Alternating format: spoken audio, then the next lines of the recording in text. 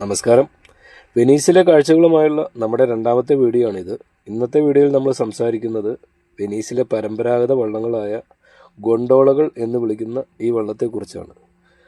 ഇടുങ്ങിയ ജലപാതകളിലൂടെ സഞ്ചരിക്കാൻ വേണ്ടിയാണ് 1500 കാലഘട്ടങ്ങളിൽ ഈ ഗൊണ്ടോളകൾ രൂപകൽപ്പന ചെയ്തത്.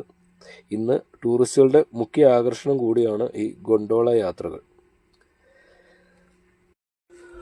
ഓക്ക്, പൈൻ, ലാർച്ച് എന്നീ മരങ്ങൾ കൊണ്ടാണ് ഇത്തരം വള്ളങ്ങൾ നിർമ്മിക്കുന്നത്. ഇത് തുഴയുന്നവരെ ഗൊണ്ടോളിയർ എന്നാണ് വിളിക്കുന്നത്. ഇവർക്ക് പ്രത്യേക യൂണിഫോമും കഠിന പരിശീലനത്തിന് ശേഷം ലഭിക്കുന്ന ലൈസൻസും നിർബന്ധമാണ്. കൂടുതലായും ഇത് പരമ്പരാഗതമായി കൈമാറി വരുന്ന തൊഴിലാണ്. ടൂറിസ്റ്റുകളുടെ പ്രധാന ആകർഷണം കൂടിയാണ് ഇവിടുത്തെ ഗൊണ്ടോള യാത്ര. 5 പേർക്കാണ് ഒരു സമയത്ത് ഇതിൽ യാത്ര ചെയ്യാവുന്നത്. 30 മിനിറ്റ് നേരത്തേക്ക് 90 യൂറോയാണ് പകൽ സമയങ്ങളിൽ ഇതിന് ചാർജ് ചെയ്യപ്പെടുന്നത്. പിന്നീട് അധികമായി വരുന്ന ഓരോ 20 മിനിറ്റിനും 40 യൂറോ നമ്മൾ അധികമായി നൽകേണ്ടി വരും. രാത്രി 7 മുതൽ പുലർച്ചെ വരെ 110 യൂറോയാണ് അരമണിക്കൂറിന് ഇവയുടെ ചാർജ്. എക്സ്ട്രാ വരുന്ന ഓരോ 20 മിനിറ്റിനും 50 യൂറോ കൂടി നൽകേണ്ടി വരും.